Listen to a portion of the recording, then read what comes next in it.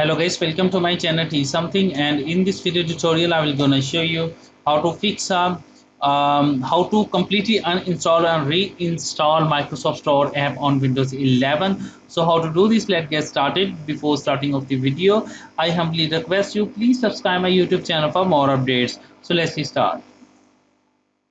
Okay guys, first of all, going to your search box and type PowerShell and open up Windows PowerShell. Right click, run as administrator. After doing this step, copy the first command. It's available into the video description. After doing this step, go here, paste it and press enter. Now after that, now you can see that Microsoft Store is uninstalled successfully. After doing this step, copy the second command. It's available into the video description. Copy it,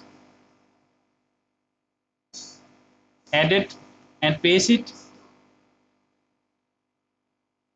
Now after doing this step, type the exit and exit the PowerShell.